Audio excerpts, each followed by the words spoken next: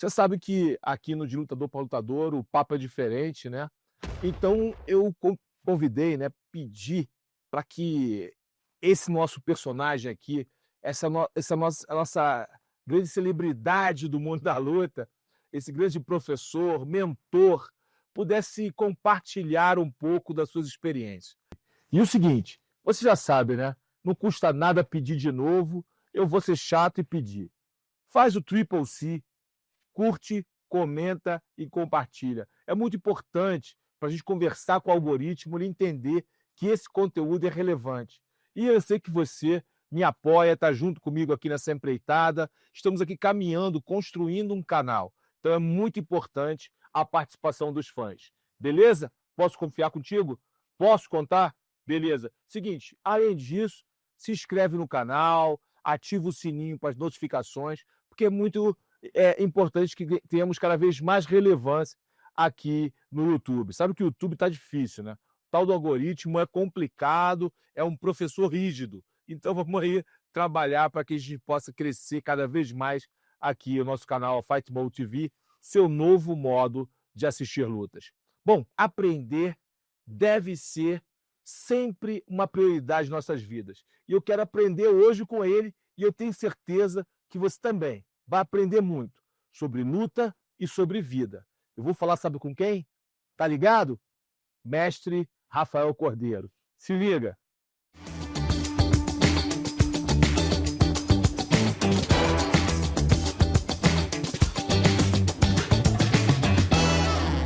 Fala, Carlão, como é que tá, professor? Prazer sempre estar falando contigo aqui, dividindo conhecimentos. Obrigado pelas palavras. E faço minhas suas palavras, projeto. Como é que você tá? Tudo bem?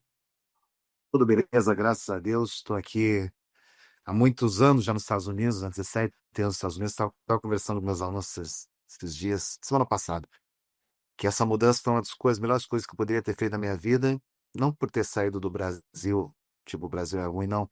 No momento que eu saí, 17 anos depois, eu pude sair no momento certo, na hora certa, onde o esporte aqui na minha área estava precisando de uma empurrada a mais, e com essa vinda para cá a gente conseguiu colocar Huntington Beach no mapa aí, que antes era só conhecido pela terra do Tito Ortiz.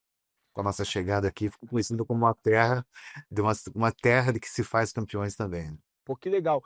Por falar nisso, vamos começar o nosso bate-papo por aí. É justamente isso. Há 17 anos, você sai de Curitiba e vai morar nos Estados Unidos. Primeiro, vou te fazer duas perguntas, depois a gente vai debater sobre isso. Primeiro, por que essa mudança? Né? Curitiba, você era um dos líderes da Chutebox, né? É uma figura muito importante para a equipe, é um cara super conhecido, respeitado, não só no Paraná, mas em todo o Brasil. Eu acho que o Pride, né, e o sucesso da Chutebox fizeram você, o Mestrão Rodimar e toda a equipe, né, os lutadores como Vanderlei, Shogun, Pelé, todo mundo. A Chutebox colocou o Muay Thai no mapa. Eu falo isso sem medo de errar. Foi a Chutebox que colocou o Muay Thai no mapa do MMA. E então, você tinha um sucesso muito grande no Brasil. O porquê essa mudança para os Estados Unidos e por que escolher a Califórnia?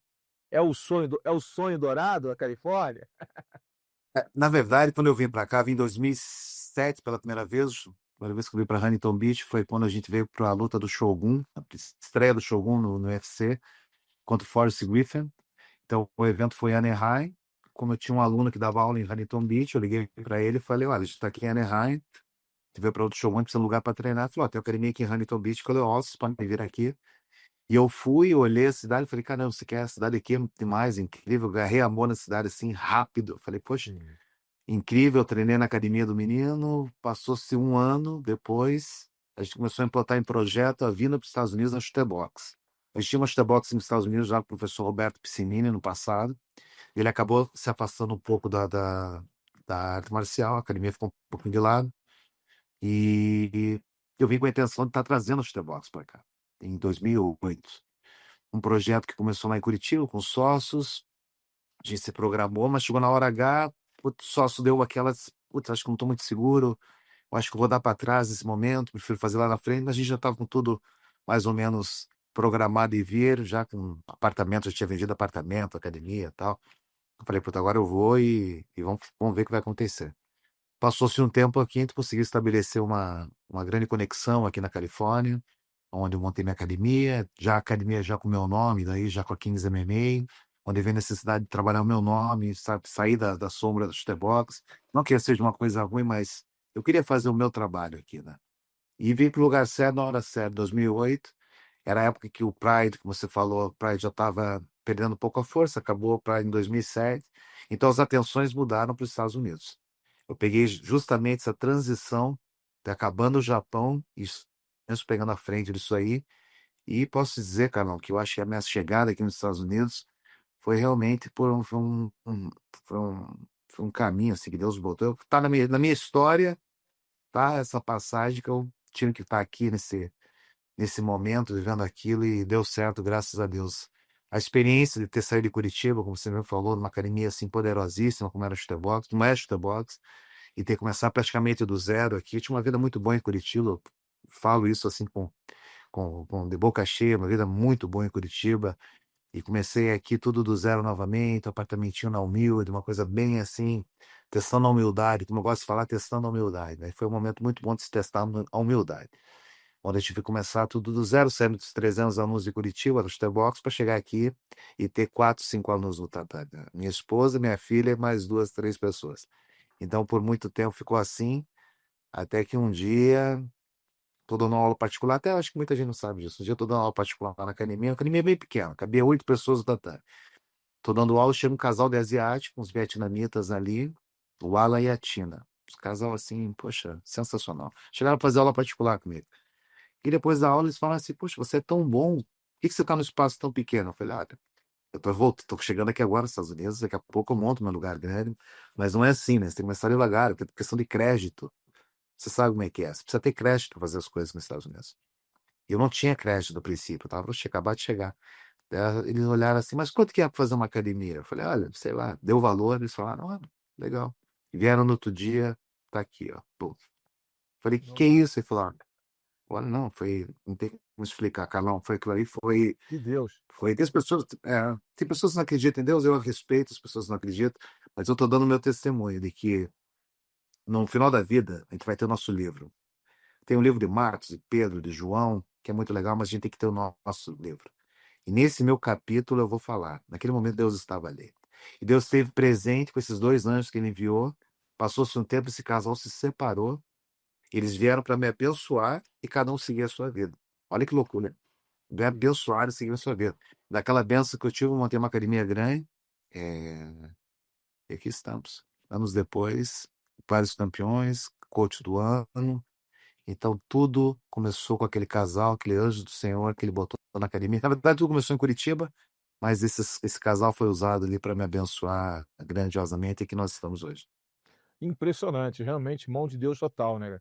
O casal foi lá e, ó, toma, e nem te conhecia, né. Me Eles conhecia se não, me conhecia na primeira aula. conheceram, nem conheciam, né, não tinha uma intimidade, né. Incrível, Não tem como explicar. Isso aí não tem como explicar. É assim, realmente, sobrenatural. Não tem. sobrenatural. Rafael, bem interessante esse teu testemunho. Agora, qual foi a maior dificuldade para você gerir isso? Gerir uma academia nova, os Estados Unidos é um país com legislação completamente diferente da nossa. Como é que foi essa tua capacitação, cara? Uma dúvida que eu tenho. Como é que você se capacitou? Por que eu pergunto isso, Rafael? Porque a maioria absoluta dos professores de luta em geral, geralmente, eles foram lutadores, aí passam a vida útil como atleta, posteriormente podem fazer várias coisas, mas geralmente vão, abrir suas academias, mas não se preparam como gestores. São bons professores, mas não se preparam como gestores. E você, como é que foi esse processo seu de construção de um gestor? Porque a 15 MMA é uma marca. E como é que você construiu isso, cara? Eu acho assim, muito legal essa pergunta. Por exemplo, a dúvida nunca vai te capacitar em nada. A dúvida vai tirar totalmente a tua capacidade de evoluir. A dúvida é fazer você ter medo de sair de casa. Ai, meu Deus, sabe, vai acontecer alguma coisa comigo? Isso é a dúvida. Então, quando eu vim para cá, eu nunca olhei e falei, putz, olha, estava numa academia grande, agora estou numa academia pequena. Cada oportunidade que eu tinha, eu falei: "Puta, eu vou abraçar isso aqui, que isso aqui vai ser bom". Cada oportunidade me capacitou a chegar aqui hoje. Então, o que que eu vi? Eu vi uma possibilidade que tinham me dado, que começou como mestre, de me dar a capacidade de poder dar aula, me deu a capacidade de poder estar à frente de uma academia, me deu a capacidade de ser um campeão, me deu a capacidade de treinar campeões. Então já começou dentro da academia, eu fui capacitado para aquilo, que nunca teve uma dúvida no que foi me passado. Então essa dúvida eu nunca tive de que eu ia vencer chegando aqui. Eu senti muita fé no meu taco, sabe, Carlão? Muita fé, né, que sem a fé... E eu nunca olhei nada, que eu falei, nenhuma dificuldade daquela, eu falei, isso aqui tá bom. Eu tinha pô, tinha final de semana que eu pegava aqui, não tinha nada pra fazer, eu falei: "Poxa, tem que trazer gente pra academia". Pedi pra minha mulher deixar uma rápida que tem aqui, que é Beach Boulevard, e ficava na Beach Boulevard no estacionamento botando, flyer nos carros. Passava os flyer com a minha foto ali, os Box estava ali, pá-pá-pá, botava. E eu não via aquilo ali como: "Meu Deus do céu, o que que eu tô fazendo?". Eu falei: "Não, eu tô tendo a chance num domingo tá botando panfleto nos carros que eu tô fazendo uma propaganda onde eu vou estar". Eu já vi aquilo, as pessoas vão saber que eu tô aqui. Eu queria aparecer, eu queria muito tempo antes, muito antes da internet, assim, pegar esse peso que pegou. A gente tá falando 2008, 2009. Era no boca a boca, as pessoas não tinham muita pesquisa, não é, logo que saiu, na verdade, o iPhone. Eu cheguei aqui no primeiro ano do iPhone. Então foi assim uma essa transição, essa mudança, foi uma mudança que eu falei assim: "Do jeito que eu fiz lá em Curitiba, eu vou fazer aqui". Porque eu sempre botei muita fé no meu taco. Eu sempre tive muita fé, mas eu também tive muita fé em mim mesmo também. Só fé sem trabalho é uma fé morta, né, eu não posso ficar aqui tendo fé, mas não botar para correr. Então, eu sempre botei para correr. As lutas, eu sempre botava tanta fé no atleta, que muitas vezes ele não tinha aquela fé nele mesmo, mas acreditava na minha fé que eu estava botando nele. Ele: "Puta, ó, esqueça a minha fé. Esse cara tá botando tanta vontade em mim, tá falando tantas coisas em mim, que eu vou acreditar no que ele tá falando", que eu e os caras realmente acreditavam naquilo que era pregado, porque era a confiança, porque a dúvida nunca me capacitou nesse sentido. Eu não teria capacidade se eu tivesse a dúvida. Isso eu levei pra minha vida mesmo, sabe. Estando aqui nos Estados Unidos, um país seguro, a gente estava falando de segurança, um pouco antes da gente entrar ao vivo, você estava falando de onde você mora em São Paulo, que é uma área tranquila, uma área calma, uma área que você pode sair com suas crianças na rua. E é onde que eu vivo aqui, eu vivo uma área calma, tranquila, não que eu não tivesse isso em Curitiba, mas eu trouxe toda essa segurança para minha vida.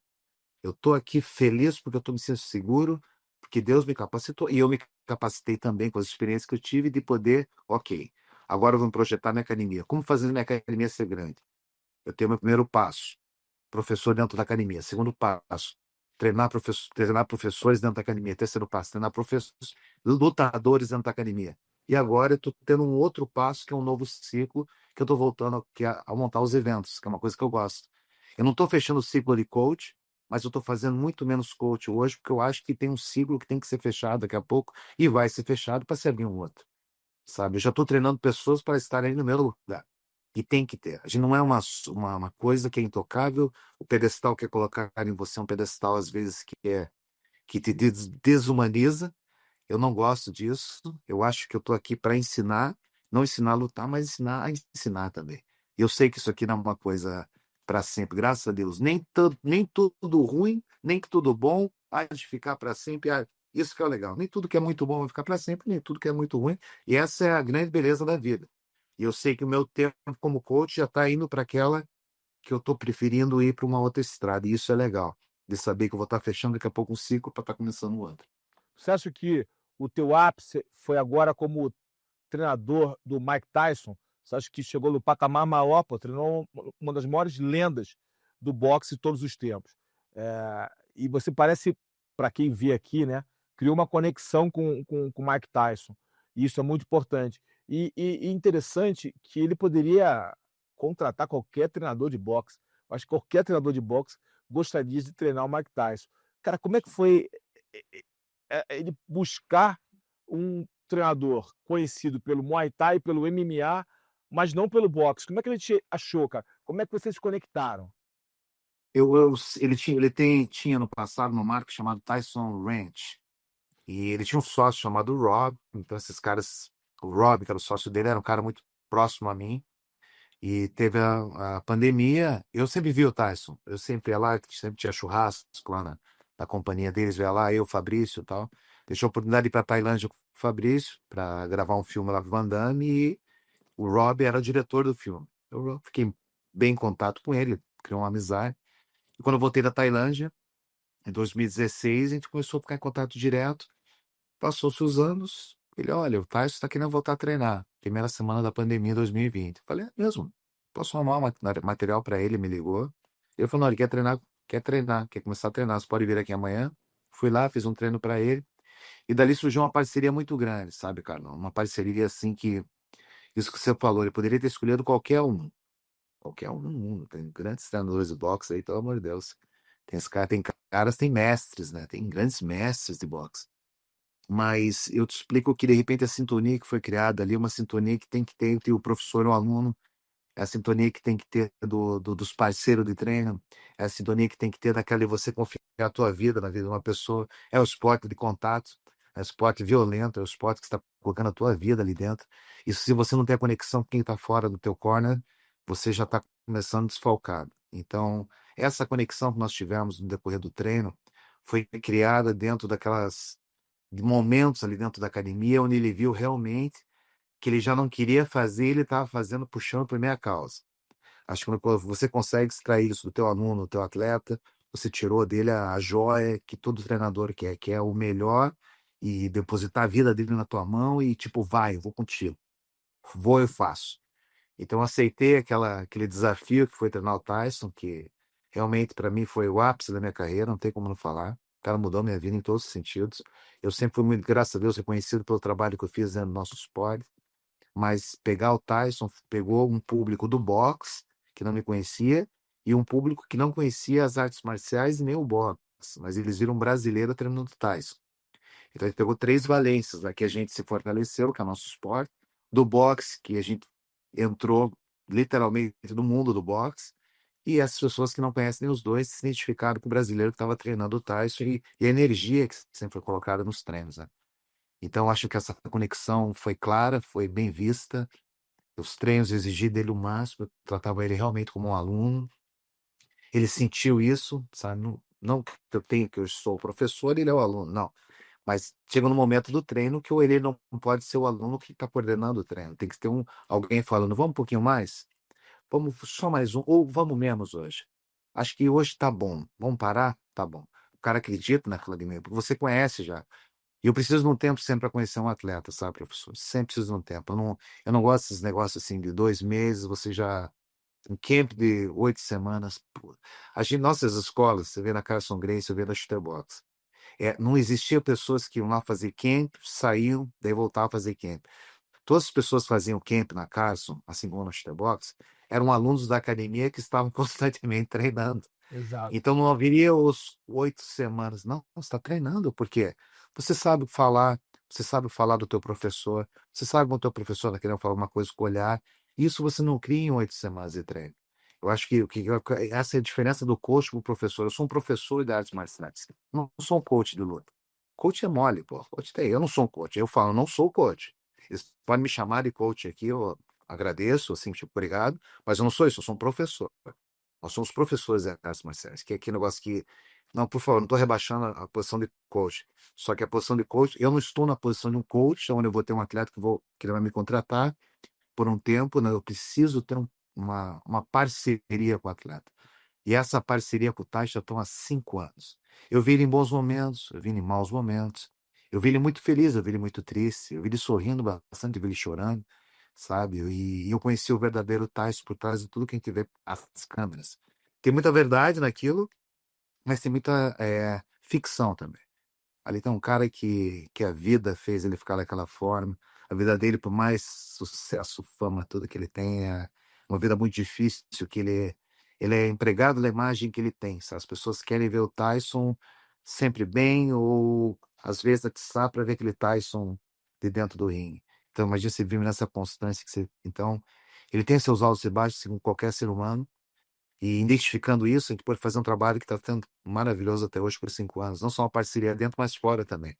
Hoje eu represento o nome dele no Brasil. Tem grandes coisas que vão acontecer no Brasil, com o Tyson 2.0, e eu estou levando isso para o Brasil, sabe? A responsabilidade de levar o nome dele para o Brasil, dessa parceria no Brasil, pegando parceiros no Brasil. Acho que isso é um sinal de confiança de que deu certo essa parceria, sabe? Com certeza.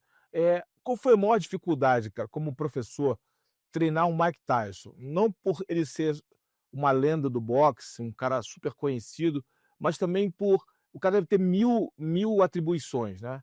Todo mundo querendo pegar um pouquinho do Mike Tyson, né? Seja manager, seja patrocinadores, seja, enfim, o cara tem uma série de compromissos. Como é que foi você? Um cara acostumado com ritmo, com uma disciplina, né? A gente sabe que a shooter box, sim, uma disciplina de treinos, o cara tinha que se dedicar 100% àquilo, e você trabalha dessa forma. Como é que foi para você se adaptar a esse novo modus operandi? Eu vou te falar, Carlão, que superou todas as expectativas. Ele. Você está com quantos anos, professor? Eu tô com 56. 56. Ele está com 58. Eu estou com 52. Nós somos da mesma geração.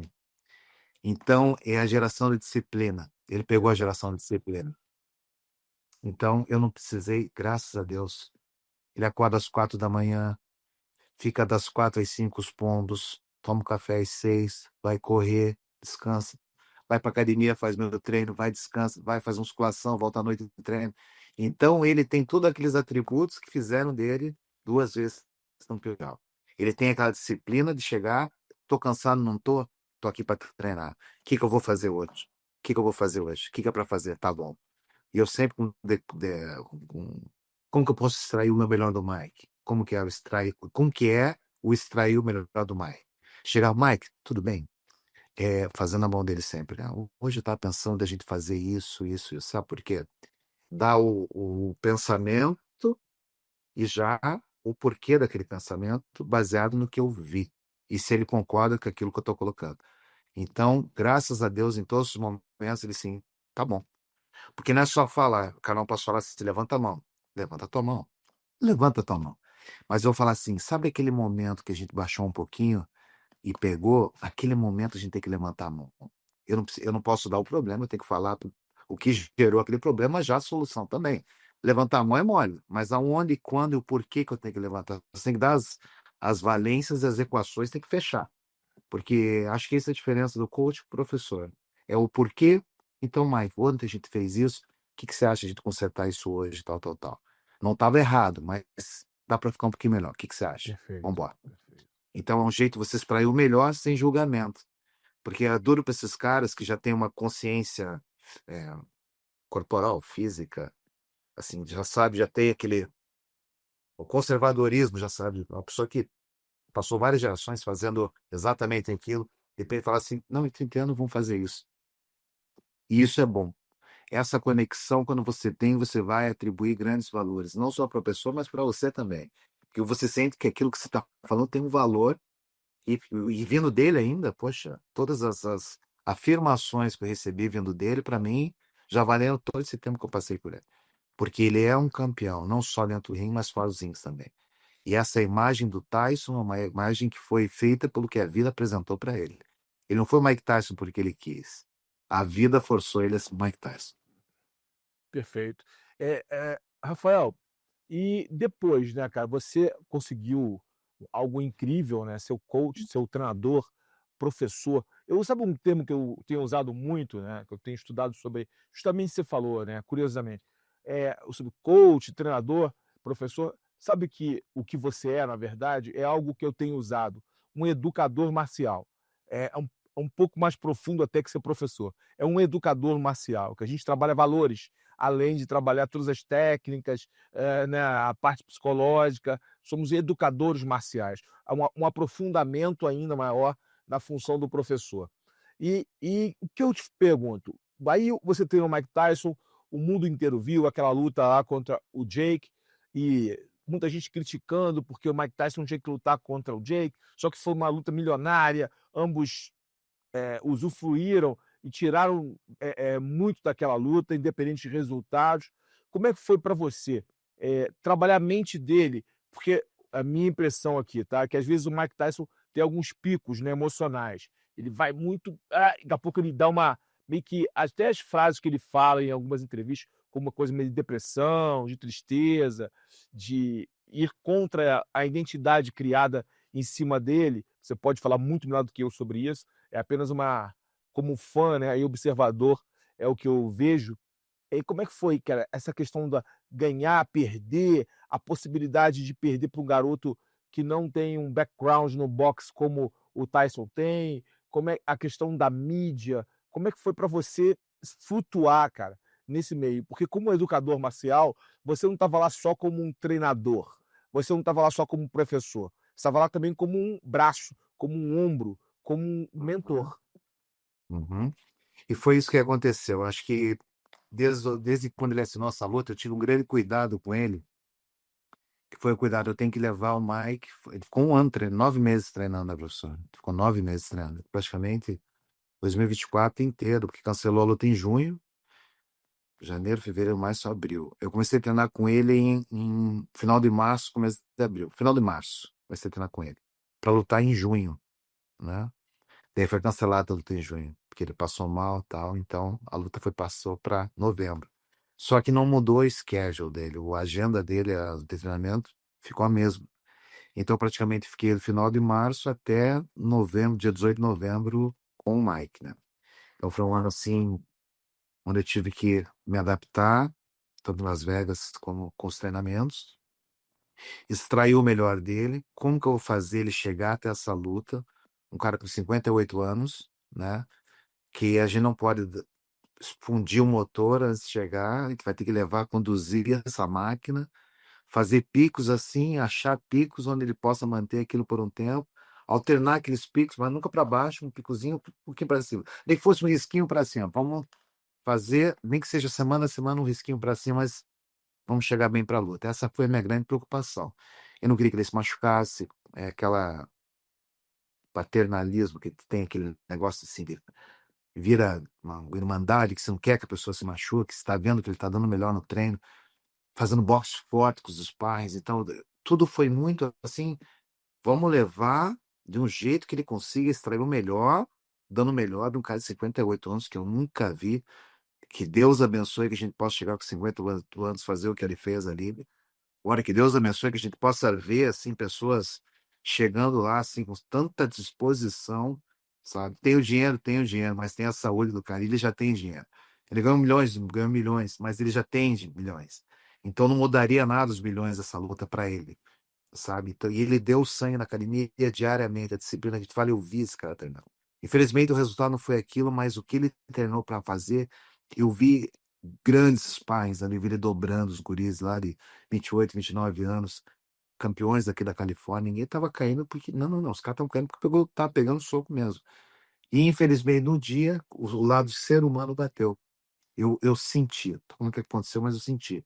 Ele estava um pouco disperso, tanto que depois da luta ele não lembrava de nada, ele não lembrava nem como ele tinha chegado ali e tal. Nossa. Porque realmente foi uma emoção para todo mundo, assim, o ginásio no estádio do Dallas Cowboy, estádio completamente lotado, assim, sabe? Completamente, não só as arquibancadas, mas assim o campo em si, o ringue e o campo inteiro de cadeiras estava tudo lotado. E realmente foi uma frenesia assim muito grande, assim, as pessoas vindo para cima dele, para cima de mim, para cima de todo mundo, porque aquelas manobras que a gente fez ganharam o mundo, sabe? Todo mundo ficou encantado com aquelas manobras e, poxa, esse cara que tá treinando, então virou as atenções. Por isso que eu falo, o público que a gente pegou do boxe e que não conhecia o boxe, foi essa imagem do Mike, foi uma coisa que mudou minha vida no sentido assim, os caras me viram que eu tava treinando o campeão e, puto, olha o cara que tá treinando o campeão, vamos ver quem que é esse cara. Criou-se uma curiosidade de saber, daí por isso eles conheceram a minha história, através dele. E aquele dia foi um dia atípico, porque eu vi um outro Mike, que eu conheci outro Mike aquele dia, que ele tava prestando atenção em mim, mas ele tava, tipo, tá muita coisa aqui, sabe? Tá demais. Eu vi que ele olhava assim, tipo, tirou um pouco a atenção dele.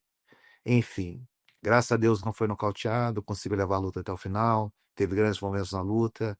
A idade, no momento da luta, ali bateu mesmo, a diferença da idade bateu, que é normal. Poxa, são 30 anos de diferença.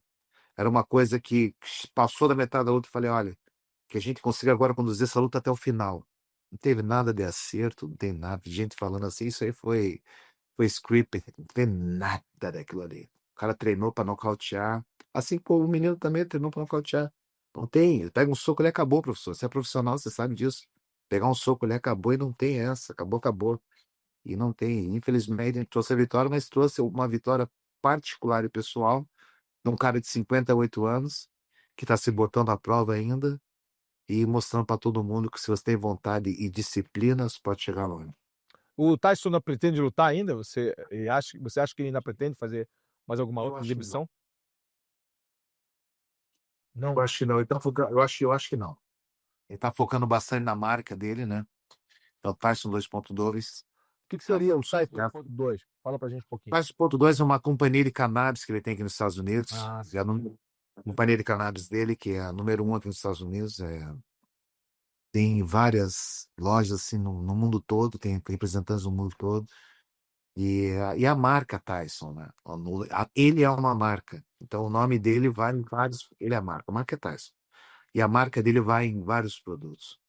E a cara dele vai em vários produtos. Então hoje ele, na verdade, ele viaja o mundo todo promovendo ele mesmo. As pessoas pagam para ele estar no lugar, pagam exibições, exibições não, pagam para presença, a pace dele nos lugares. É perfeito. isso. E esse impacto, né, você falou que realmente ele te colocou num patamar que talvez você não conseguisse de uma outra forma, né, a marca Mike Tyson, o estar com o Mike Tyson, aquelas sessões de manopla realmente foram icônicas, todo mundo parava para ver, né, foi: "Caramba, vai arrancar a cabeça do Rafael, se errar se errar, meu irmão, pelo amor de Deus". O bicho muito forte, assustador, assustador. Ele com 58 anos de idade, eu falei assim: "Caramba, meu irmão, olha a velocidade desse cara com 58". Aí eu fico pensando, ele com 20, que era aquilo? Realmente os caras não viam, só caíam. O negócio assustador. Agora me diz o seguinte, pra você, assim, o que que mudou hoje? Você está falando: "Ah, talvez minha carreira como coach, né, como treinador esteja se encerrando, novos ciclos estão se abrindo". Então esse teu olhar agora para esse novo momento, você já estava se preparando para algo assim quando você começou a treinar com ele? Falou: "Ah, isso aqui vai mudar a minha vida". Ou não, foi tão natural que você foi se organizando, entendendo conforme o carro foi andando? Assim, professor, por exemplo, quando eu comecei a treinar o Tyson, desde a primeira vez, aquilo já mudou bastante. Eu já falo 5 anos para cá, tudo mudou bastante, né? E esse ano passado, não foi uma coisa que foi assim, mudou. Mas eu fui vendo que cada dia ia pegando um corpo, sabe? Pegando um corpo. Opa, hoje já teve mais isso. Hoje já teve mais mídia sobre isso. Foi uma coisa que foi assim, gradativamente, foi subindo todos os dias, assim, sabe? E chegou no final, chegou no grande momento. Mas a gente estava vindo de grandes momentos já, sabe? As promoções dos eventos, as entrevistas, as viagens que a gente estava fazendo, cada vez ficando maior. Não ficou maior no pum, agora, chegou. Quando chegou, foi realmente, chegamos aqui agora, hoje é o grande dia. Mas realmente chegou numa programação assim que foi acontecendo normalmente, e quando chegou foi grandioso, foi muito maior do que a gente imaginava. Eu acho que não, porque a gente estava vendo o que estava acontecendo no decorrer dessa chegada e a gente já sabia que ia ser aquele, o impacto é que ia ser aquele ali mesmo. E a gente já viveu grandes emoções dentro do esporte com grandes atletas, mas eu te falo, a emoção que eu vivi, estando com esse cara ali, vendo o Lennox Lewis entrando na sala para cumprimentar ele antes da luta, Evander Holyfield, assim, entrando para cumprimentar ele, para desejar boa sorte para ele. A gente vê a Nata, são pessoas que a gente torceu a vida inteira e estão ali hoje dividindo conhecimento, dividindo energia, e a gente está vivendo o que eles viveram no tempo áureo deles, o que eles falavam no tempo áureo, a comunicação dele. Acho que esse grande aprendizado veio com essa onda, que veio cada vez crescendo mais até chegar no dia da luta. E outros atletas de boxe têm te procurado para que vocês treinem eles? Porque agora você entrou no radar do boxe, como você bem colocou, né, então obviamente, atletas: "Pô, eu quero treinar com ele, eu quero ser guiado pelo Rafael Cordeiro". Já tem muita gente te procurando ou você nem Tem está pensando bastante. nisso? Tem bastante, mas é aquele negócio, né, professor? Se eu vou me comprometer agora, é muito difícil. Se for chegar na academia e treinar na academia, eu treino todo mundo, sem problema nenhum. Mas eu não quero me comprometer a ter que viajar com os atletas nesse momento. Entendi. O meu grande objetivo agora é continuar treinando todos eles na academia, mas viajar, no momento, eu tô assim, eu preciso dar um tempo na minha academia. Como eu falei pra você, ano passado eu passei o ano todo lá em Las Vegas. O ano todo em Las Vegas, longe da academia, dos atletas. Os atletas sentiram bastante, os alunos sentiram bastante, mas foi uma coisa bem grandiosa. Minha família sentiu bastante. Primeiro plano da família, que sentiram muito, né? Longe das gurias, das filhas, da esposa. E depois foi na academia com a rapaziada. Então eu preciso tirar esse tempo agora para mim também, né? Que é o mais importante para mim. E para eu estar aqui hoje é muito importante. Estar presente. Minha figura presente na academia. Eu tô tirando para isso, sabe? Eu acho que esse momento não que eu tô me aposentando. Aposentar é uma coisa muito ruim de se falar. Eu preciso tirar um momento para ficar fora disso um pouco. Eu preciso olhar de fora o MMA. Eu tô gostando de olhar de fora o MMA. E tá interessante de ver, porque eu nunca tive tempo para descansar. Eu nunca tive a folga de um camp. Eu viajo com atleta, você sabe, professor, viajo com atleta hoje, chega segunda-feira, a luta é sábado, viajo no domingo, segunda-feira está na academia, outro final de semana tem outra luta. Então você fica nisso aí, eu tô nessa rotina há muitos anos, sabe? E a emoção do ganhar, perder é uma coisa que se equivale. Você tá ali, você não sabe o resultado final da luta, a tua adrenalina é a mesma. Ah, o cara vai fazer uma luta amadora, o cara vai fazer a luta profissional. Tua mente não sabe o que que é o amador profissional, tua mente sabe o que que é luta. Então, também está preparado para uma luta. Ela não sabe, isso aqui é uma luta amadora, amanhã só. Não, não, não. A tua adrenalina com a vitória e com a derrota é a mesma, porque você está preparado para uma emoção que vai vir, que vai ser uma ou outra. Essa não é ansiedade, mas esse ponto de suspense que se tem mata muito quando você tem um sentimento com o atleta, sabe? O Verdun, por exemplo. O Verdun, pô, mais do que atleta, que ele é aluno, atleta, melhor amigo, irmão, pô, parceria assim. Cada vez que ele luta, assim, pra mim é um tipo, meu Deus do céu. É aquele negócio assim que eu passo mal, assim, tal. Por favor, não é que eles. E eu não nem comparo o Verdun com nenhum outro. O Verdun é acima de todos eles. Então, tem o Verdun e tem o resto da galera. E não, a galera não pode entender isso por mal. Não, não, não. Ele é diferente do resto. Tem o Verdun e tem o resto de um time muito forte por trás. Mas tem o Verdun. E eu queria que as pessoas tivessem, como eu tenho um Verdun na vida, como eu queria que as pessoas tivessem também, e que é diferente. Então, esse sentimento, quando você cria, assim, você fica assim, pô, não quero que ele se machuque, não quero que ele se machuque. Isso aí vai ter. E com o tempo, esse sentimento vai ter onde você precisa carregar, porque o professor ele é um doador. O professor é um doador. Ele não quer saber, ninguém quer saber da dor do professor, é um terapeuta. Você escuta, quer falar, fala com o terapeuta. Vai falar com o terapeuta, mas com quem que o terapeuta vai falar? O terapeuta tem que ter o seu próprio terapeuta. O professor não tem o seu próprio Não tem, terapeuta. O não tem. professor, ele é o Deveria terapeuta ter, de base. deveria ter. Deveria ter, deveria ter. Por isso que a figura do mestre é importante. Eu fico muito feliz em ainda ter meu mestre vivo, sabe? Fico muito feliz em ter meu mestre Gilmar vivo, que ele ainda estar presente dentro da luta, presente assim na vida de várias pessoas ali, que depois que a gente pega, a gente fala assim, puta que pariu, por que que eu não falei naquela época? Por que que eu não tinha um problema tal? Pô, isso é bom, cara, sabe? E por isso que eu falo, eu dei bastante a energia e eu não só que eu não resgatei, eu preciso de um tempo para resgatar essa energia, sabe? 52 anos agora, acho que, como você falou do Mike Tyson, pô, foi uma coisa, é uma experiência maravilhosa estar com ele. E se fosse para fechar um ciclo hoje, fecharia um ciclo assim, de uma forma bem assim, acentuada e bem assim, e bem, como que eu posso falar assim?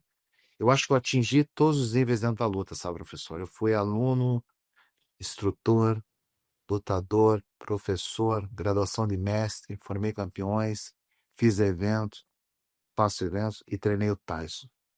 Eu acho que dentro da arte marcial, se fosse para fechar os ciclos aí, estaria bem fechado. Muito bom. Você falou agora que precisa ficar um pouco mais de fora, olhando, observando. Você diz, mais focado na gestão da tua academia, no crescimento dos seus negócios. É mais ou menos por aí? E deixar que novos treinadores, novos professores cuidem dos atletas. Aquele negócio, também. Eu estou focando em bastante coisa agora, tem bastante coisas grandes acontecendo, graças a Deus, com o nome da Kings. Nosso energético que está começando no Brasil, Kings Power, que está começando no Brasil, nosso evento que está chegando em agosto no Brasil. Tem grandes coisas acontecendo, mas meu foco sempre vai ser a academia aqui, sabe? Sempre vai ser Kings MMA, sempre vai ser academia. Esse é o meu foco, isso é o que eu gosto de fazer. é o que eu amo fazer. Eu tô abrindo essas outras vertentes agora, mas no grande foco continua a academia. O meu grande objetivo hoje não é ser tão, não é tão participar de corner assim. Está lá, está lá. Está entre as minhas atividades, está o corner. Mas hoje já não é minha grande prioridade. Minha grande prioridade hoje é treinar essa rapaziada da academia, nesse momento agora, sabe? Nesse momento, professor, onde eu quero tirar esse restinho de ano aí, tirar esse restinho de ano para. Eu nunca tive um ano fora de luta na minha vida. Eu tô com 52, eu tenho arte marcial desde os 11, comecei a viajar com 18, 19 anos, fazer corner e competir. Eu nunca tive um ano sem nada, então, tirando esse ano para estar na academia, tô treinando uma geração nova ali também. Tem os mais velhos que estão fazendo treino na minha academia, que treinam lá com o Benny, a parte do grappling lá com o Benny. Alguns estão fazendo MMA lá com o Benny, que é filho, né? Um filho meu também. E tá tudo bem. Eu acho que eu tô fazendo uma transição bem leve. No momento, se eu não vou fazer isso para sempre, eu não vou dar aula. Não vou, aula sim, eu não vou estar fazendo corner para sempre. Isso já foi difícil de eu botar na minha cabeça. Porque eu nunca me vi falando isso que eu tô te falando. Não, daqui a pouco eu vou parar, nunca vi. Nunca imaginei, nunca me vi. Eu falei, olha, não, mas acho que hoje eu penso por quê? Porque todas as grandes conquistas que eu tive, conquistas que eu falo de derrotas e vitórias, né? Conquista, erguemos o braço. Não.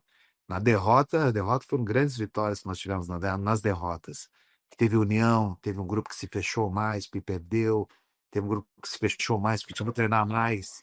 Então, grandes coisas aconteceram nas derrotas. Então, todo esse aprendizado que eu tive no decorrer da caminhada fez chegar aqui hoje e falar: olha, eu atingi tudo na luta, porque as alegrias e as tristezas me levaram até aqui, onde eu estou hoje. Sabe? Bom, Incrível. É, o, falando, você falou do Rudimar, né, que é teu mestre, você sempre tem essa conexão com ele. Aí eu me pensei aqui no passado lá. O quanto aquele boom do Pride, da rivalidade de ter boxe contra a Brasília Top Team, foi importante, você, na sua visão, tá? Na sua lente, para todos ali como amadurecimento e o que aquilo trouxe para você como homem e como gestor de academia, como treinador hoje em dia. Todo aquele burburinho, aquela rivalidade, as lutas, o impacto que causou aquela rivalidade. Houve um crescimento natural que todo mundo queria vencer o outro. O aprendizado daquilo, o Rafael, e essa conexão tua com o mestre Rudimar, você era um cara muito presente, muito atuante, muito ponta de lança. Como é que foi toda aquela emoção, aquele momento, aquele aprendizado, aqueles altos e baixos, trouxe para você os bônus para você ser quem você é? acho que foi tudo, professor. Porque ali acho que no nosso ápice, como time, como equipe, foi ali, foi no Pride. Como ápice, como time, como equipe, como liderança. A gente aprendeu muito com o mestre, o Gilmar, a como conduzir uma equipe, como liderar um time, como liderar pessoas.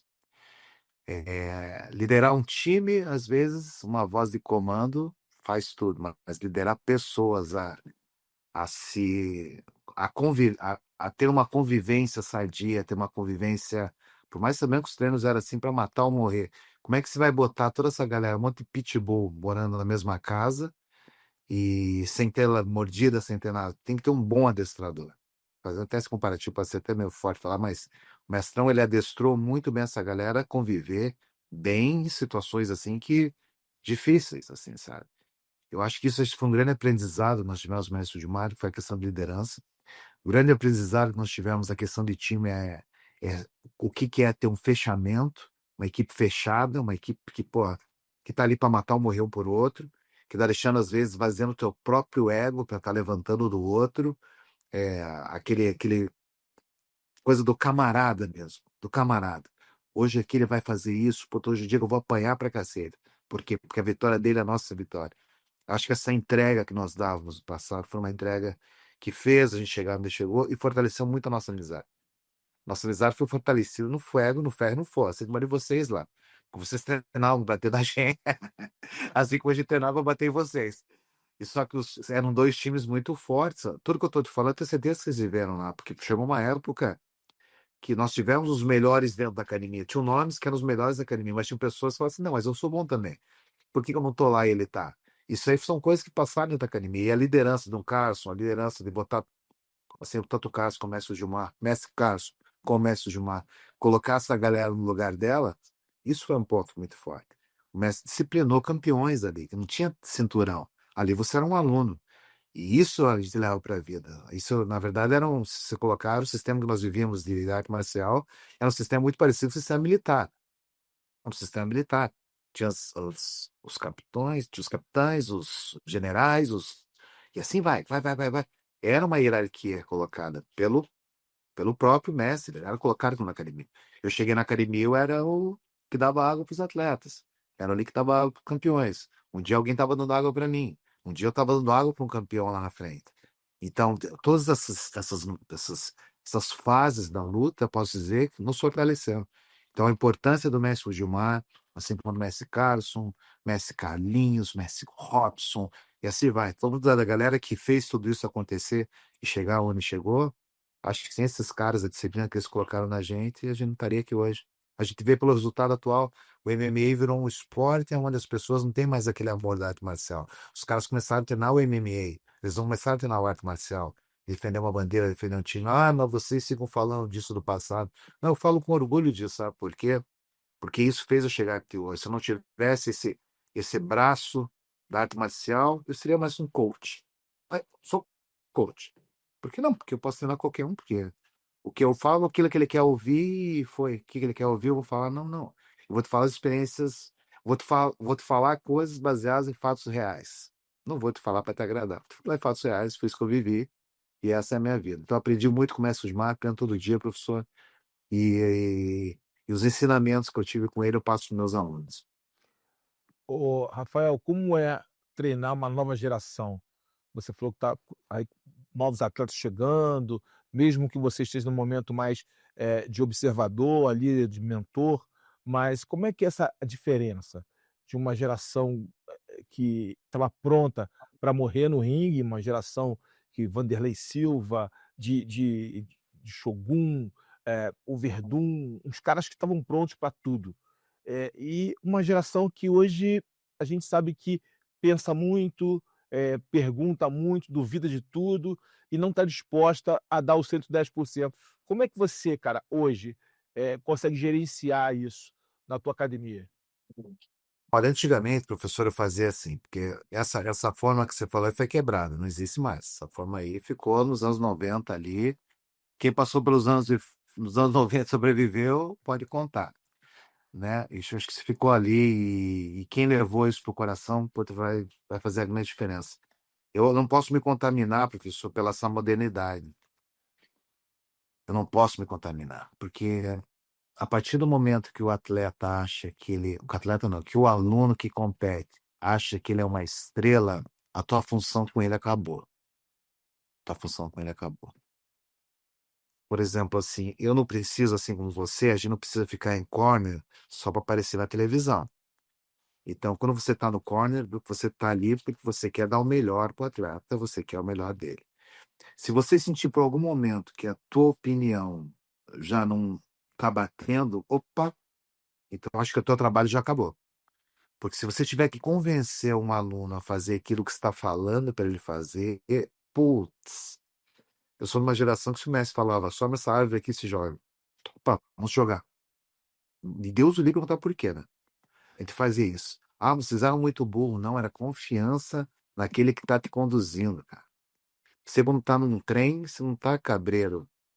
Mas tem uma pessoa lá conduzindo. Deita e relaxa, porque você vai chegar no teu destino final. Tem uma pessoa conduzindo. Então, ter essa confiança de largar na mão para alguém te pilotar a tua máquina e você acreditar naquilo, escutar, é o principal. A partir do momento que não tem, você tem que convencer uma pessoa, é complicado. E a tua história, a minha, a tua, a história dos caras do passado, não nos permite ter que convencer ninguém a nada. Eu não tenho que convencer ninguém a nada. Se quer me escutar, não quer? Abraço, tamo junto, faz o teu melhor. Eu não gosto de ter que muita papagaiada. Ah, vamos fazer isso? Quer fazer isso? Se você chutar 1.520 chuteiros, amanhã você vai estar com a baixa do calórica, tal. Isso é muito número. E isso não é uma realidade. A realidade é, você tem que estar preparado para tudo. Na luta você terá momentos lindos, Mas de repente, se você não tiver momentos tão lindos, você vai estar preparado para sair deles fazendo isso. Então, essa confiança do cuidado com esse cara. Meu Deus, cuidado com esse cara. Olha, você tem que treinar isso, porque senão esse cara tem um soco, Deus o livre. Esse cara tem um chute, esse cara tem que botar para baixo, Deus o livre. Eu não posso passar isso, porque às vezes o cara quer escutar você falando tanto do adversário que você passa a criar uma imagem que até você, como coach, professor, tá cabreiro com o cara. De tanto que você tem que falar do cara para o teu atleta. Você tem que falar das confianças do teu aluno. Você tem que falar das qualidades do seu aluno. A confiança do treinamento é baseada nas qualidades do seu aluno. Você estabelecendo a qualidade, o que tem do outro lado é só defeito que você está apto a fazer. Então, acho que isso é o grande cerne da questão, estabelecer essa confiança. E hoje, com a nova geração, eu explico para eles assim: faça isso, que isso deu resultado fazendo assim, assim, assim. Eu não preciso explicar o outro lado. Falar, olha, isso que a gente fez, porque foi a experiência que eu tive baseado no que eu vi da vida. Mas o que você quiser fazer, faz. Desde que você chegue num ponto comum, pode fazer. Eu não preciso te convencer. O convencimento, professor, não é bom. Porque a dúvida não capacita. Se a pessoa tem a dúvida, ele não está me capacitando a poder ensinar. Aí é complicado. E Perfeito. essa paciência eu não tenho mais hoje. Essa paciência eu não tenho mais não. Foi embora, né? Já, entendeu? Já gastou tudo, né? Você não precisa mais fazer um filme, olha, porque a nuvem bate, o vento está do sul.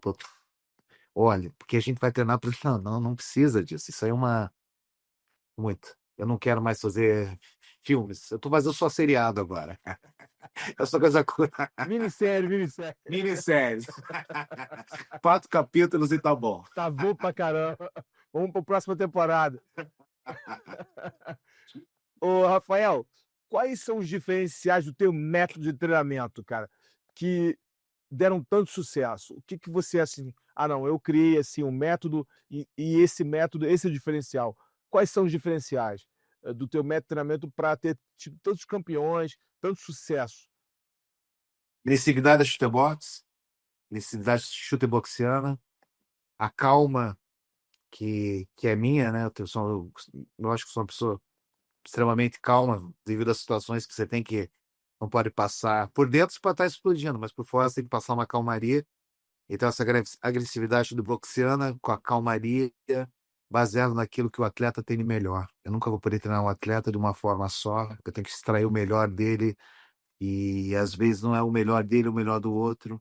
Então, essa individualidade que você cria com o atleta faz com que você vá longe com ele, porque ele já não é uma coisa que segue um protocolo. Ele tem o seu próprio protocolo. E aquilo ali a gente caminha junto dentro daquilo. O jeito que eu inspiro os caras, não só no treinamento, que ali dentro eu sou um professor que tem que puxar o melhor, sai com a língua de fora, mas também é no como usar aquilo na hora certa.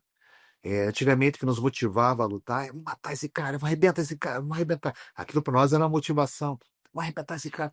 A gente lutava muito com a emoção de ir lá e arrebentar alguém. Veja bem, não era errado, deu certo por muito tempo isso. Vamos arrebentar esse cara, era uma coisa que você focava naquilo ali, tum. Mas às vezes você não vai conseguir arrebentar aquele cara no primeiro, no segundo, no terceiro, no quarto, no quinto, no sexto soco, e aquilo vai te criar uma frustração. Eu posso falar assim: nós vamos arrebentar esse cara. Já muda o tom até da voz. O cara já sente uma coisa de matador. Você tem medo de um cara que fala assim: eu vou te matar, Zara! Ou aquele que fala assim: eu vou te matar. Qual que você tem mais medo? É verdade. Então, O cara quando você calma o fala para perigo, né? então quando você fala com o cara num tom de voz onde ele se acalma, mas mantém aquele fogo. Opa, entendi o que você quer dizer. Eu não posso mais jogar o uau, uau, porque essa emoção pode quebrar o cara e pode fundir o motor já na saída. Então hoje eu tenho uma responsabilidade. Não que nós fôssemos irresponsáveis no passado, mas com aquela geração funcionou. Comigo funcionava. Vou arrebentar esse cara agora, vou arrebentar o Yuri, vou matar esse cara, tal, tal. Aquilo ali ainda era a nossa gasolina. Eu não posso levar essa gasolina hoje para dentro. Eu acho que isso aí você tem a tua dentro de você. Você tem a tua. Eu não preciso te estimular a ir lá. Se eu tiver que te acordar, eu vou te acordar. Mas eu vou te acordar de um jeito que você não cruze a linha. Eu não posso que você queime a linha. 1 minuto já esteja. Porque você não conseguiu fazer aquilo que a tua mente falou que eu vou matar. Você vai matar, mas vai matar com calma. Pode ser no começo, pode ser no meio, pode ser no final. Você não tem aquela preocupação de fazer isso rápido. Esse negócio de se terminar rápido eu tirei um pouco, mas a agressividade está lá. É aquele fogo. Carlos da Mato sempre falava: você tem que manter o fogo no azul. Quando o fogo está Amarelo, ele está todo em qualquer lugar, mas quando o fogo está azul, o fogo está controlado. Sem manter o fogo no azul.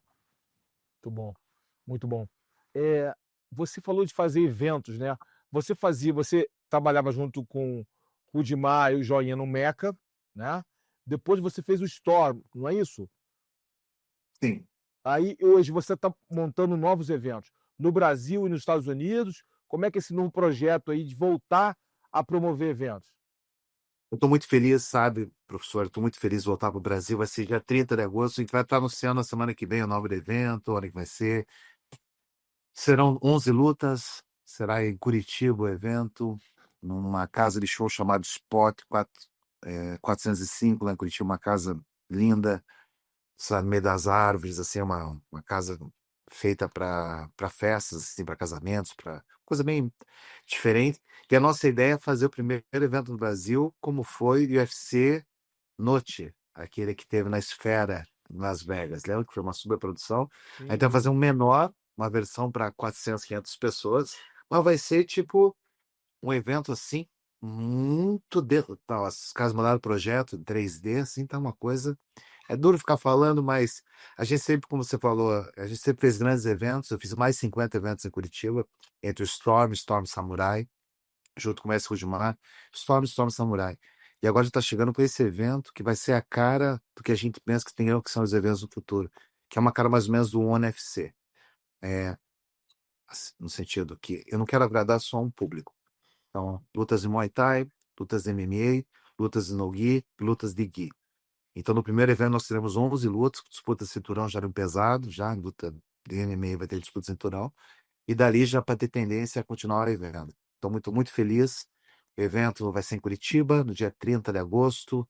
Vai ter transmissão de uma televisão, vai ter transmissão de um canal violento que tem aí, que tem milhares de inscritos. Então, está muito feliz. Semana que vem, tu vai estar anunciando isso aí, professor. Eu espero que esse evento chegue para ficar. E é um novo ciclo que eu quero colocar. Sabe? Transferir todo esse conhecimento para quê? Trazer mais atletas, formar mais pessoas, formar atletas. Eu não preciso estar formando o cara dentro da minha academia para dizer, esse cara foi formado num evento que a gente criou. Quantas pessoas passaram? Pô, você lutou no Meca, pô. Tô no Meca. Pessoas que, olha quantos grandes atletas passaram pelo Meca. Os caras passaram pelo Meca e lutaram em tudo quanto é evento no mundo. Então eu quero que esses caras passem pelo nosso evento. Podia falar assim, hoje estou na UFC, mas passei por esse evento em Curitiba, que foi tão bem organizado quanto e me trataram tão bem como. Que bacana. Mas você pretende fazer alguma etapa nos Estados Unidos? Não, sempre vai ser em Curitiba. No Brasil, Brasil e Curitiba. Quero fazer nessa casa, mas me achei na casa, vai ser ali o nosso T-Mobile Arena, que nem tem em Las Vegas a do UFC, a gente quer fazer em Curitiba esse lugar, que vai ser ali o ponto do nosso evento. Beleza. E você vai botar jiu-jitsu também, né? Sem kimono, com Kimono kimono, sem kimono. Muay Kimono Thai. sem kimono. Legal. Muay Thai, MMA, Gi no Gi. Então, o primeiro evento já vai começar com todas essas lutas. Caras duríssimos, caras todos no Gi faixas pretas, todos em kimono faixas pretas. Os MMA com bastante experiência, caras que já lutaram até no The Contenders, caras que já estão no UFC. Então, está muito feliz. Chegando aí para Curitiba, montando novamente um evento grande para a cidade, o que a cidade merece. Sabe, isso aqui devolvendo um pouquinho do tanto que a cidade já me deu, sabe? Botando nosso nome lá de uma forma agora diferente, novamente voltando pro celeiro de uma forma assim, extraindo o que é de melhor, esses diamantes que a gente vai estar colocando uma luz em cima. Pô, que legal, muito bacana, né? Um novo momento, né? Um novo ciclo se abre, né? Muito bacana. E nos Estados Unidos, tem algum projeto, além da, obviamente, de aumentar e crescer a tua academia Kings MMA, tem algum projeto aí nos Estados Unidos de expansão, de outras academias por outros estados americanos? Como é que tá esse, tem esse projeto na mesa? E nós temos 3 academias aqui nos Estados Unidos, está com uma em Anaheim, aqui a nossa de Huntington, Anaheim, e no Texas, lá em Austin, né? E no Brasil a gente está com 2 em Cotia e lá em Campinas. Campinas, uma academia espetacular. Em Cotia também é uma academia bem. Pô, a gente está bem servido. Tanto de Campinas como de Cotia ali está super bem servido. Cotia aqui E eu no até, Inter. sim, até aconselho as pessoas a conhecerem, porque está ficando bem legal. A academia está pegando um corpo bem legal. E a expansão aqui nos Estados Unidos é uma expansão mais de que eu quero. Aquelas academias estão indo bem, graças a Deus. Franquia, eu não sei se eu quero fazer mais tantas franquias. O que eu quero fazer é divulgar o meu nome através de seminários, palestras, estou dando bastante palestras nos Estados Unidos, essa palestra para empresas, falando da minha história, falando como a gente chegou aqui, como imigrante nós chegamos aqui, como a gente conseguiu se sobrepor assim, em cima das dificuldades e caminhar para frente. Então, esses momentos assim na palestra é uma coisa legal. Eu fiz palestra no Brasil.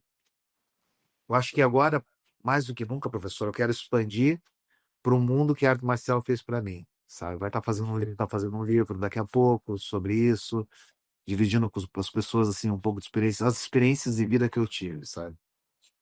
E uma pergunta, você falou um negócio, as dificuldades do imigrante no Brasil.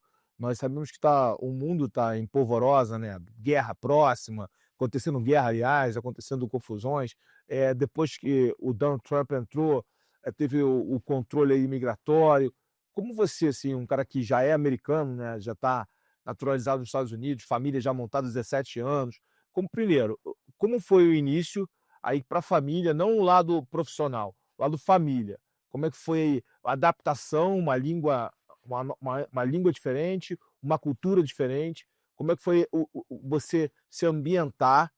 Por mais que você tenha 17 anos de América, é um assunto mais que atual diante das notícias, diante do que tem acontecido ultimamente. Como é que você enxerga a vida de um imigrante nos Estados Unidos e o que fazer para ele obter o sucesso que você obteve? Eu acho que o sucesso, acho que cada um tem que tentar dar o seu melhor. O sucesso para mim, eu tô tentando dar o meu melhor todo dia, estou tentando dar o meu melhor todo dia para tentar chegar lá, para tentar concluir as missões que são dadas diariamente, né? Nós somos resultados de pequenas vitórias que acontecem na nossa vida diariamente. Vitórias e derrotas, né? Isso aí, essa somatória aí, a gente todo dia vai ter um número no final disso que você vai ter que trabalhar esse número, ou para mais ou para menos. Com certeza, mudou muita coisa desde que a gente chegou nos Estados Unidos. A gente chegou em 2008, que foi um ano que o Brasil, que os Estados Unidos estava um ano muito ruim, os bancos estavam quebrando, as pessoas estavam perdendo casa. Foi um ano de depressão, né? Que teve aqui nos Estados Unidos foi em 2008. A gente chegou no meio disso, sem pesquisa, sem fazer nada. A gente largou tudo, vendeu tudo no Brasil, como falei, para vir para cá. E não foi feito um planejamento naquele momento de aonde que vai ser, o que que vai ser. Vamos para lá e vamos ver o que vai acontecer. A gente tem nome, vamos montar academia e vai ser um sucesso. Esse era o pensamento desde o começo. Mas tem um processo antes disso, que é o processo de visto. Eu, graças a Deus, o fato de eu ter viajado antes de vir para os Estados Unidos, eu tinha viajado bastante. Aquilo ali fez com que o nosso visto facilitasse muito o nosso visto. Então, hoje, como você bem disse, hoje nós já somos cidadãos americanos. Minhas filhas, minha esposa, todo mundo com certificado, passaporte americano. Mas tem um começo. É o visto, você troca o visto de turista, o visto de trabalho, depois o visto de trabalho, você troca o green card, depois o green card você troca para a cidadania. Isso é um período de anos que você faz. Não é do dia para a noite que você faz isso, esse período de anos, e você gasta muito dinheiro para fazer isso. Eu ouvi das pessoas que vieram, muitas pessoas que vieram sem essa preocupação com o visto, tiveram que voltar, principalmente nesse tempo agora, quando as pessoas são pegas na rua, se tem uma cara meio de latino, vem aqui. Eles estão pegando as pessoas na rua, estão já metendo algema, documentos, o cara não tem, já leva preso, já leva embora. Então, os tempos que eu cheguei era um tempo de que os Estados Unidos estava quebrando assim financeiramente, agora está quebrando a estrutura física agora está se quebrando. Que as pessoas estão muito divididas nos Estados Unidos. Acho que nunca teve uma divisão tão grande. O Trump, por um lado, na parte econômica, assim, teve uma porcentagem muito grande na ascendência dos Estados Unidos, mas também ele teve uma parte ele foi muito responsável nessa divisão que está acontecendo aqui nos Estados Unidos também, sabe? Ele conseguiu dividir o povo americano, assim, e isso é muito ruim. Isso é muito ruim. Divisão nunca é bom, né? Você gosta do preto para um lado, o branco do outro, tira daqui, bota da lá, tira a homenagem do negro, bota a homenagem do cara que foi contra o negro. Essas coisas assim é botar povo contra o povo, sabe? E não é mimimi, não, que não precisa de mimimi, pô. Não tem nada de mimimi aqui. Graças a Deus, tudo que a gente foi do solo do trabalho, então não tem. Ensinei minhas filhas a trabalharem desde cedo. As duas filhas trabalham, uma trabalha na academia, outra trabalha no restaurante. Por quê? Porque tem que saber trabalhar. Tem que saber trabalhar, tem que saber ganhar o dinheiro, é honesto trabalhar, tem que saber. E elas sabem, não precisariam trabalhar, elas não precisariam trabalhar. Elas não precisam, graças a Deus, poxa, eu trabalho por elas, elas não precisariam. Mas elas têm que fazer isso aí para elas ter saber de onde ganhar dinheiro. O extra é delas. Comigo elas vão ter tudo, mas o extra é delas. Então, se ela quer o extra, faça por onde. Então não tem mimimi. Então, essa questão de divisão que tem hoje nos Estados Unidos é uma coisa muito ruim. E isso, eu não levei para academia, graças a Deus. Na academia, até dei uma entrevista no BR ontem, que foi muito legal. Que eu bem falei isso ali, não tem divisão, ali todo mundo tá debaixo da mesma, não quero saber de onde que você veio. Veio de coração aberto para aprender, amigo. Vamos que no decorrer da caminhada você tá me contando a tua história. E é isso aí. Para mim o que vale é isso. E é bem claro isso. Os imigrantes que chegaram hoje, graças a Deus, se eu fosse para aconselhar alguém imigrante chegar, veja a questão do visto primeiro, para você não criar uma frustração. Às vezes as pessoas não se preparam, não é nem na parte do dinheiro, não. As pessoas de repente chegam com dinheiro, mas chegam sem visto. Puta, e agora? É agora, amigo. Você tem que voltar, vai ter que aplicar tudo no Brasil de volta. Se der sorte, você vai voltar. Então, o conselho que eu dou para as pessoas é: façam visto, se programe nisso e venha com disposição. Se tem disposição, vai dar certo. Vai dar certo. E o Vanderlei falou uma coisa muito interessante uma vez. O Vanderlei, o professor Mário Namba. Mário Namba é um grande médico. Tem o cano no meu joelho e operou, acho que o ombro do Vanderlei. Ele era médico da Seleção Brasileira de Ginástica. Japonês, assim, um gênio, lá de Curitiba. Professor Mário Nanda. Ele falou assim que, quando ele falou pro pai dele que ele queria ser médico numa cidade do interior, ele falou: puta, pai, eu quero ser médico, mas a cidade é muito pequena, meu filho, você tem que ser o grande dessa cidade. Então, quando você chega com essa disposição de querer ser o grande da cidade, você vai vencer onde você for. Onde você for, você tem que fazer um campeão, onde você for, você vai ser grande. Muito legal. Você falou que está uma separação muito grande. E você, na sua academia, é um território democrático, todos treinam, todos estão ali, independente das suas origens. Isso é algo muito importante. Mas você sofreu algum tipo de preconceito por ser negro ou por ser brasileiro, latino? E como você contornou isso? Olha, eu tô numa área aqui em Huntington Beach, uma área branca, aqui em Huntington Beach. Quando fala assim, área branca, não é uma área racista, não. É uma área realmente branca, que não há negro. Diferente de Los Angeles. Los Angeles é uma comunidade grande, latina, negra. Aqui em Huntington Beach, não, uma área, a gente fala uma área bem conservadora, bem trumpista. Então, a gente não tinha essa ideia do que é o lugar. E minha esposa é loira, trabalha olhos azuis, é a própria curitibana. Então, eu cheguei aqui, deu um choque em algumas pessoas, principalmente na comunidade negra mesmo, de me ver com uma branca. E da branca, de ver ela com um negro, sim, dá aquele choque. Mas, ao mesmo tempo, a minha academia, por ser nessa área tão branca, eu tenho pessoas ali que eu tenho certeza que elas são racistas, ou chegaram racistas e mudaram de ideia. Porque ele dentro eles têm que me chamar de mestre. Ele dele tem que me chamar de mestre, imagina. O cara é racista tem que me chamar de mestre. Olha pra ele: ô mestre, posso entrar? Pode entrar, claro. Então, nessa nossa profissão, a gente faz com que as pessoas também reflitam os seus valores, né? Isso é muito legal. E nessa área aqui, a gente está conseguindo fazer um trabalho muito legal, de estar sentindo que ali dentro nós somos todos o mesmo. Nós somos do MMA, do Muay Thai, do Jiu-Jitsu, nós representamos isso. Essa é a nossa bandeira aqui. Então não é bandeira de raças aqui. Eu nunca senti assim propriamente o preconceito assim em ações, mas em olhares, em tipo, uau, tipo, olha só. Você sente, a gente sabe quando é, e é o legal, né? Porque o Cristo que eu aprendi desde cedo com a minha mãe, onde interessa onde você for, tem a postura. Então, muitas vezes eu não vejo mais do racismo, que eu tô olhando tanto nas nuvens, rapaz, que eu não consigo ver. Eu tô tão com o nariz tão em pé, às vezes, quando eu entro no lugar, sobre lugares assim que eu vejo que tem aquele olharzinho a mais, que eu não consigo ver.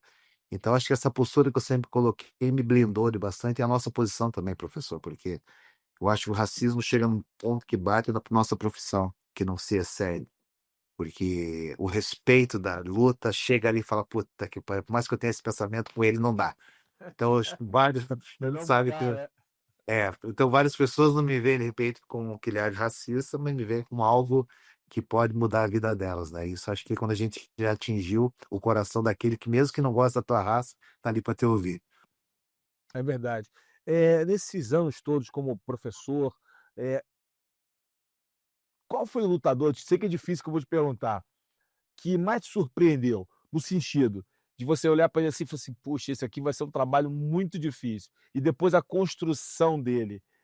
Pode falar mais de um, enfim, para não ficar um pouco, ali somente num nome, mas, é é aquele trabalho que quando o professor chega: "Esse eu vou ter trabalho, esse cara talvez não chegue lá", mas ele surpreende com muita força de vontade, ele surpreende e chega no topo. Tem algum nome, assim, alguma experiência disso? É difícil falar, sabe por quê? Por todos esses caras, graças a Deus também foi teve alguns em Curitiba ali que eram muito bons tecnicamente, mas tinha aquele negócio que não tinha tanta responsabilidade, né, não tinha tanta responsabilidade. Não profissionais, assim, alunos que eu vi, daí morreram na praia, não chegaram lá porque na metade do caminho já não tiveram a responsabilidade tão grande. Aqui nos Estados Unidos, esses caras que treinam aqui, cara, como é que eu vou te falar? Eles já largaram tudo no Brasil, largaram tudo nos países que eles moram para vir aqui. Eu tô falando só os lutadores aqui, vieram morar aqui, então eles estão entregando a vida ali. Então, por mais que tenha uma coisinha ou outra, acho que o fato deles terem deixado a vida deles de lado, entregar a vida pra a gente parece que é filho, que a gente não tem filho feio. Sabe aquele negócio, não tem filho feio. É, Você olha, todos os teus filhos são lindos. Todos os pai teus filhos, coruja. pode ser seu pai coruja. Tá? Até esse aqui tem um negocinho que o cabelo mais corta a mão, esse aqui dá unha, corta a unha, tá bom? Então tem as unhas para cortar, tem um que tem o cabelo para cortar, mas todos dentro, eles têm muito mais qualidades que defeito. Acho que por isso que eu tenho, sempre fui muito bem abençoado. Todos os alunos começaram a treinar comigo dessa faixa branca, que tiveram campeões. Foram caras que se entregaram a vida ali para aquele conhecimento, né? Porque a gente às vezes fala assim, ah, o cara é campeão. Então, o cara foi campeão porque teve grandes professores. Vocês foram campeões porque vocês tiveram o Carson Gracie. E quem falar que não, tá mentindo. Vocês tiveram um cara dentro da academia que, pô, que todo mundo queria que ser igual o cara. Ele foi lutador. Uma coisa dentro da nossa academia. Todo mundo queria ter a liderança que o Mestre Gilmar tinha. Depois queriam ter a minha liderança. Depois e assim vai. Esse processo sempre vai ser. E nessa você vai podando e as pessoas no meio do caminho vão vendo, olha, eu quero ser igual a ele, mas ele não tem isso que eu tenho que pode me impedir de chegar lá, que é a confiança, que é a coragem e tal. Então, acho que isso é inserido desde o começo. Então, todos os caras que eu treinei, graças a Deus, por mais que eles tivessem um defeitinho ou outro, a qualidade deles sempre foi maior do que qualquer coisa. E o desejo de ser campeão. Porque eles olhavam muito campeões. Eles olhavam na academia e viam campeões. Então a geração que sempre chegava na academia, via que a academia tinha campeões, quero ser. Daí chegava outra geração, olhava para você e falava, ele é campeão, quero ser. Daí, assim, essa onda se teve por muitos anos. E a gente consegue manter essa onda como? Com respeito, mostrando que você faz aquilo com amor, que aquilo dá resultado. Porque hoje em dia você tem que mostrar, mas tem que mostrar resultado também. E isso aí muda vidas. Então, todos os casos que eu tive, graças a Deus, a maioria deles, o que deu um probleminha ou outro, a gente conseguiu consertar no meio da caminhada. É, muito legal. É, Rafael, tipo assim, hoje o MMA está crescendo muito, né, através da plataforma do UFC. Como é que você enxerga, assim, o crescimento do esporte e você acha que ele chegou num teto?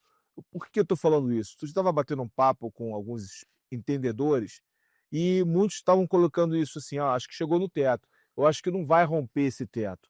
Eu acho que esse teto agora é uma questão de manutenção".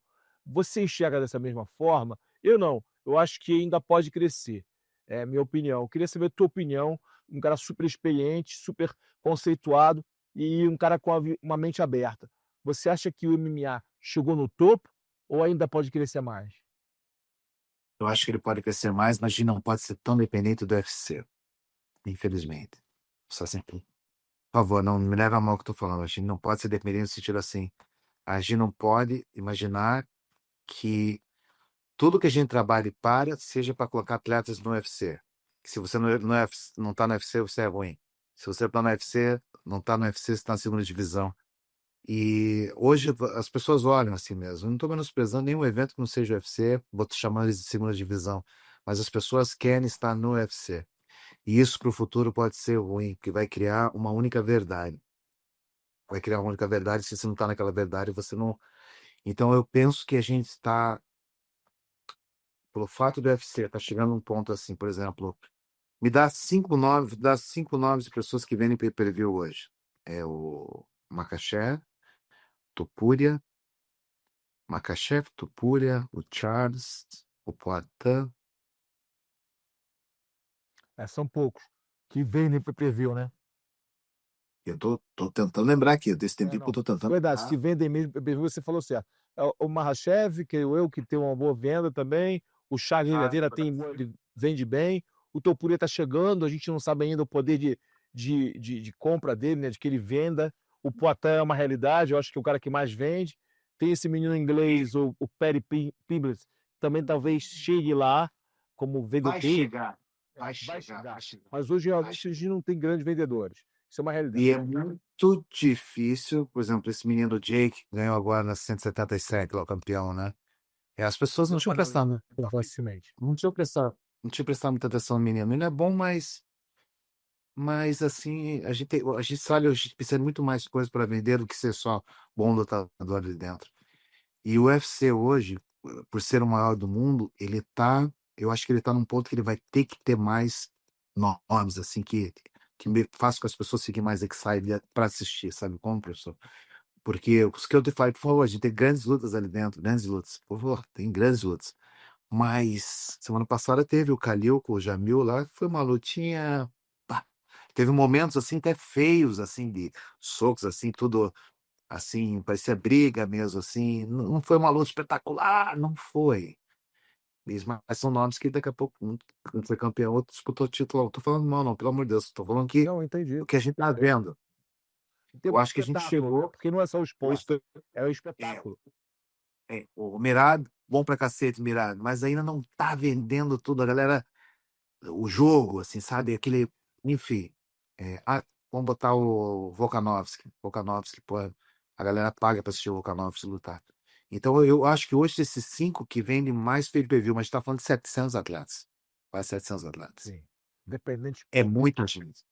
É muita gente. Então a gente tem muita gente que não apareceu ainda, que vai aparecer, mas que já tá lá dentro. Mas quem não tá lá dentro?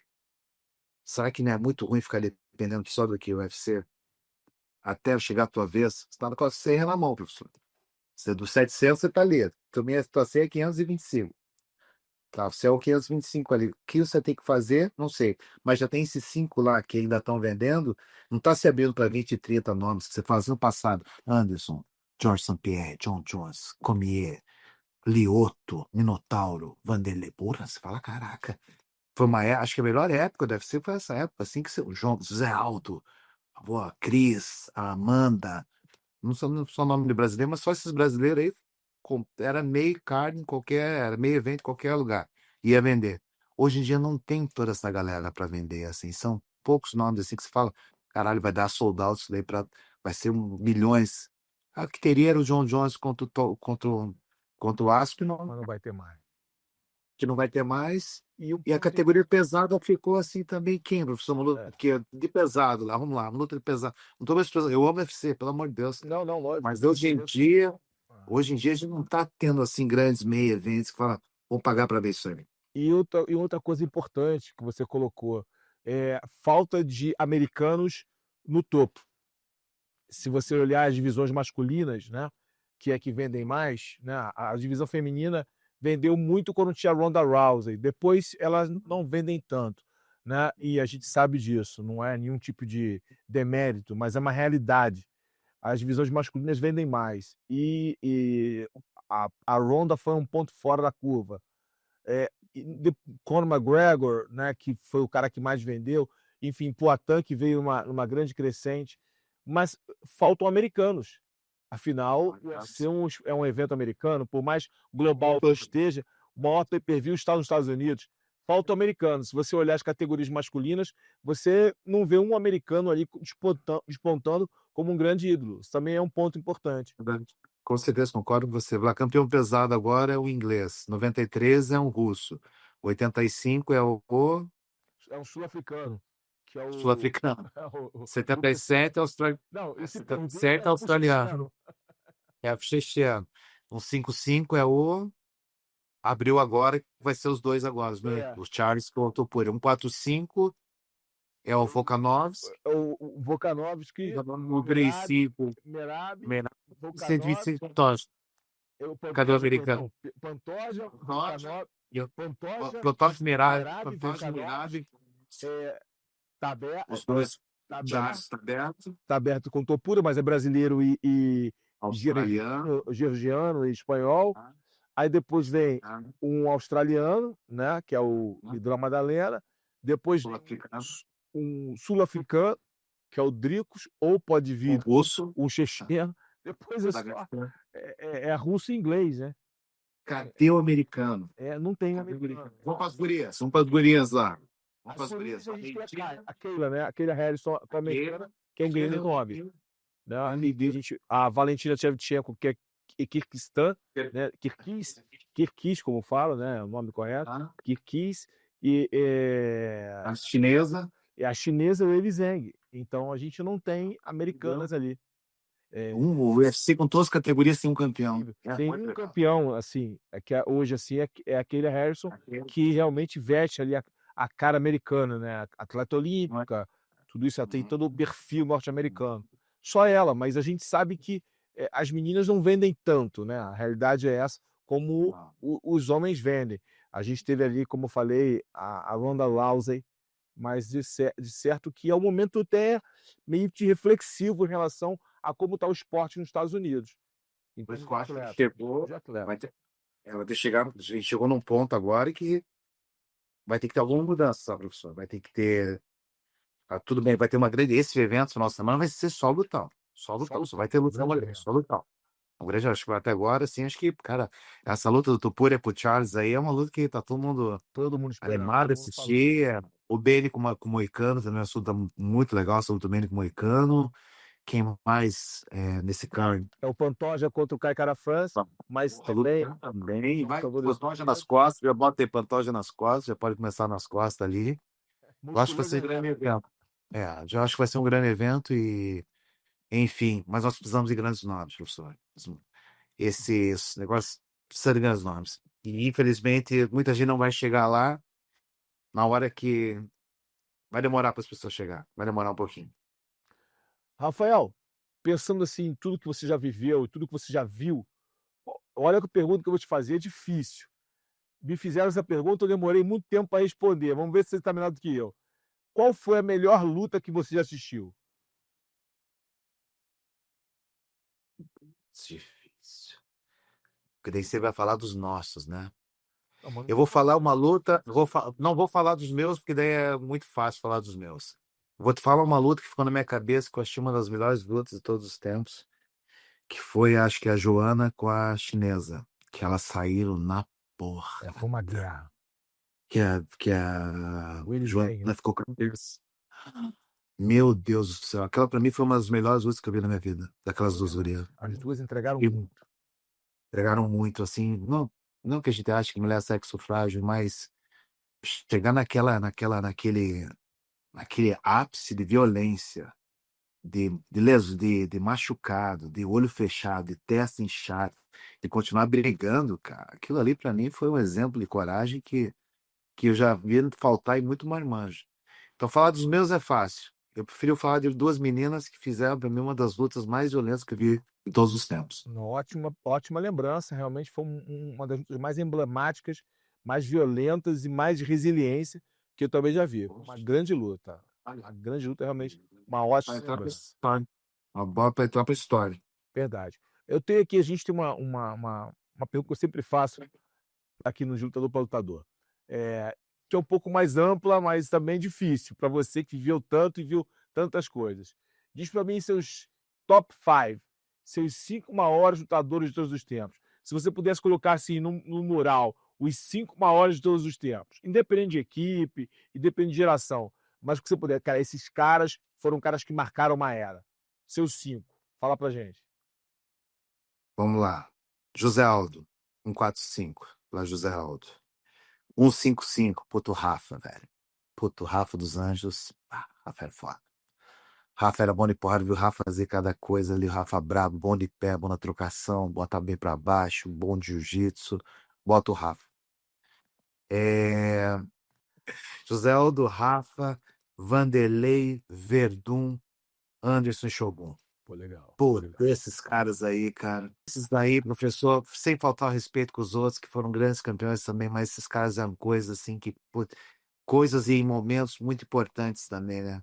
Existem lutas, mas existem lutas que tem muitas lutas por trás daquelas lutas. E esses caras fizeram que a luta do ringue ficasse pequena perto das lutas que eles venceram fora do ringue para chegar ali.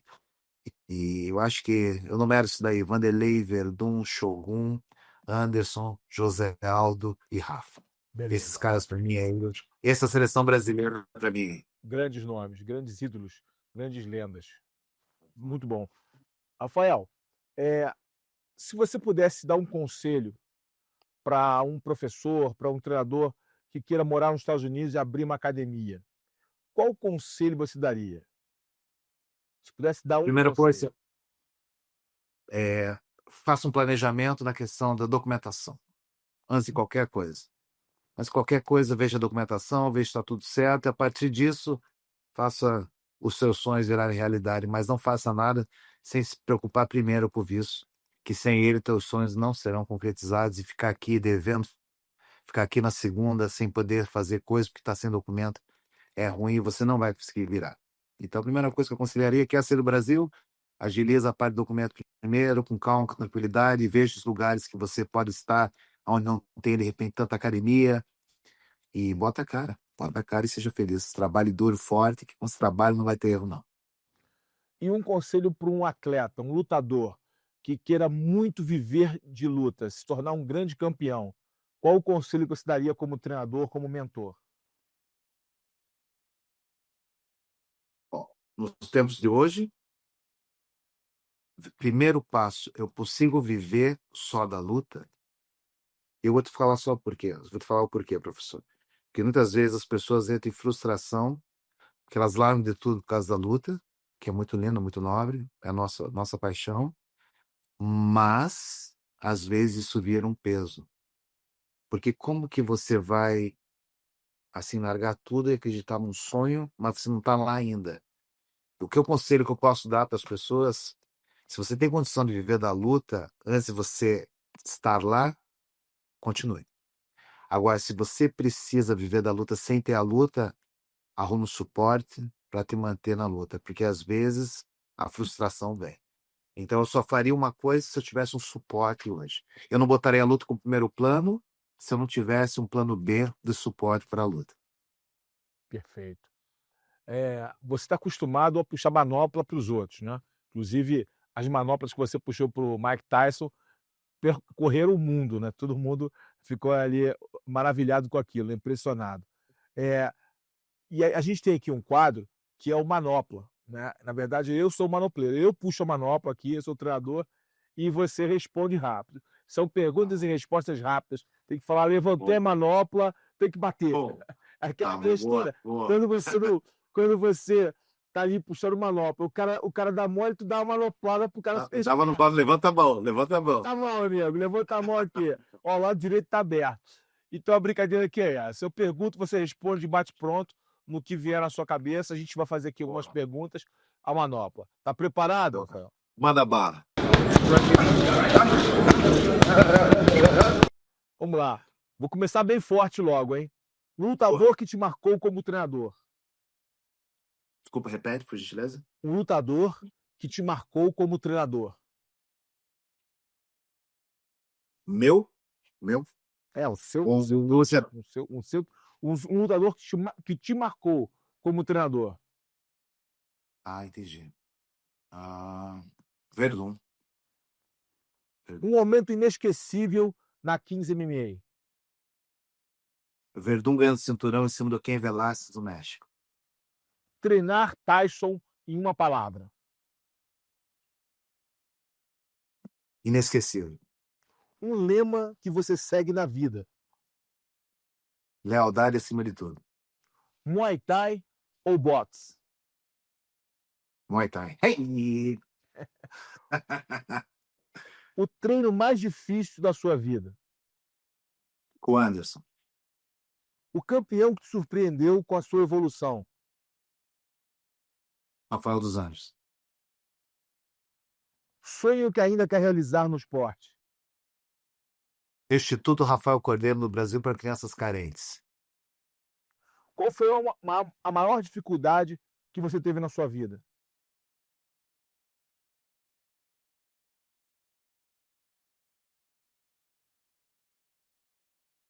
Dificuldade que tive na minha vida.